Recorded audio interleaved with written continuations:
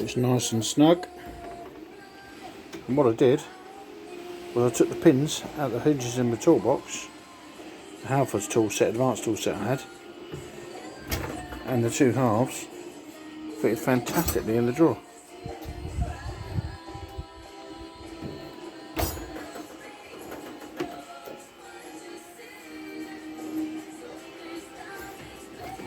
A great big storage bin at the bottom.